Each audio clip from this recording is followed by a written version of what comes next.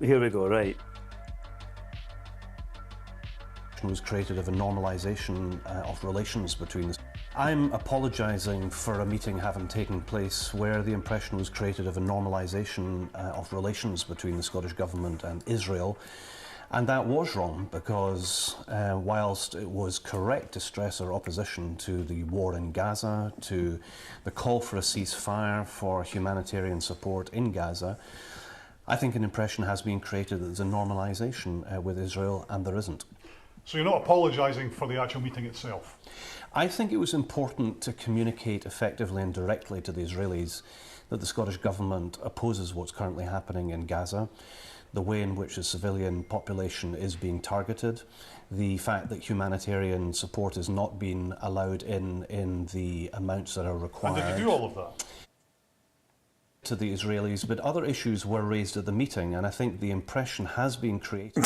other issues were raised, like what, like energy and culture or whatever else, like, you know. So he gave it that, and then Swinney piped up with his nonsense. Like, I thought the opportunity was there for us to set out directly to a representative of the Israeli government. But you never told anyone. They never told anybody that they'd met them. Nobody knew that they had met them until the Israelis tweeted the picture, right? So, position to what Israel is doing in Gaza. That is what I thought was important and what Angus Robertson thought was important. And I accept that... Did you speak to Angus Robertson beforehand? What I accept is that the way the meeting has emerged, and it looks like there is an almost normalisation of relations between Scotland and Israel, it's not the way it should look, and I'm sorry that that's how people, how that looks, and that's what Angus Robertson has said today. He's apologised for the impression that's been created by that discussion, but fundamentally the discussion was about putting to the Israeli government the opposition that we feel to their activities in Gaza. So you accept that you got it wrong? Yes, I do accept that the way in which the meeting comes across as an illustration of a normalisation of relations between Scotland and Israel is not what should be the case. So he got it wrong, he's apologised. Do you think he needs to resign? No, I don't, because I think we've got to... it's like, it's total the thick of it, like, you know what I mean? It's just total nonsense, you know? So when he came out with his 3-tweet sort of like, you know, there's nothing to see here, this is what, you know what I mean? And it took a week of everybody basically going like, what are you doing meeting with genocidal, murdering bastards? And now they're kind of bumbling with this nonsense, you know? And then, so it's like, it's just getting bad to worse for the Scottish Government, right? They've met Zionist, murdering, fucking rapist scum of planet Earth. They've got the worst drug deaths in Europe and that have increased. And they've pissed off all the artists, like, you know what I mean? I like it. I like these kind of just straight to the point, like, you know, like, what a load of shite, you know? Why did no one ask that in the interview? The impression, sorry, hold on, I can't even read what that's saying. Why did no one ask that in the interviews? The impression was created as they hid the fact they had the meeting. Yeah, that's true. They totally, they didn't, nobody knew anything about it at all. And now they're making out like, you know, like, yeah, we had this to really hammer home how important it was. Like, you tell me that they wouldn't have made a big song and dance about that, you know? Stephen Flynn must be beeling, eh?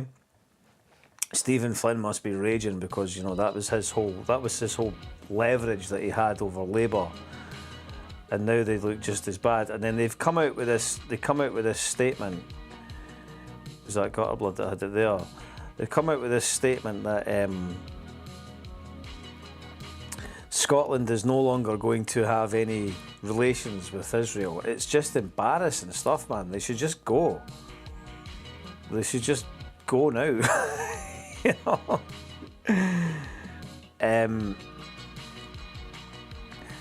Okay. Gutterblood are saying, it is the measure of this man's sociopathy and clear evidence of an emergency PR meeting at the SNP trying to pretend now that they have made some kind of courageous stand against Zionist Israel.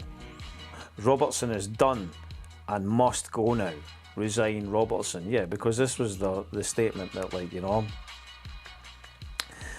Scottish government suspends meetings with Israel. After less like a week ago, basically going, Scottish government says it's important to talk to Israel so that we should always remain open to speaking to people, even if we don't agree with them, like, you know. They just, but see, there's an interesting thing about this, because everybody is like, you know, there's no point in voting, there's, you know, people are apathetic to the whole democratic process, and etc., etc.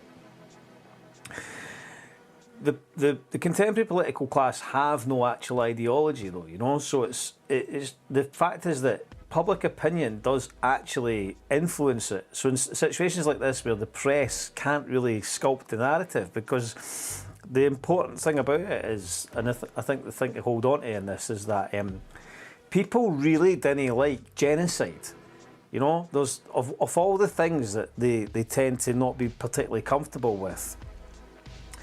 Being conscious of the fact that human beings and the whole, you know, an entire people are being murdered on a daily basis to an astronomical degree, and not only that, that our own our own nation state is complicit with it, and you know, we have businesses and arms manufacturers in Scotland and the UK that are profiting from it.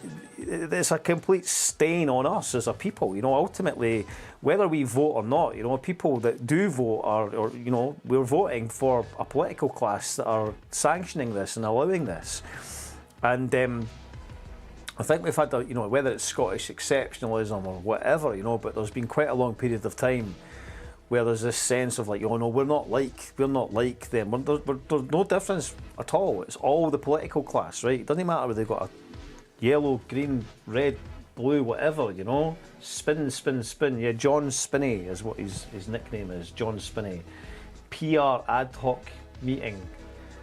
Disowners assemble. Yeah. But it's that sense of you know, like I said, you know, people didn't like genocide. People don't like it, and that's an expression of public opinion coming down heavy on you, and you can feel them getting hot under the collar, like, you know, going like, shit, like, you know, we've really pissed them off. Like, people are upset about this. We better do something. And it's kind of like it kind of exposes them even more, because we had that initial dispatch of just, you know, consummate arrogance. You know, we are important. We're the important people. Angus is the minister of we sent Angus along to talk about this, and you got found out for that. And again, it exposes the profound detachment between these people and actual normal folk, like, you know.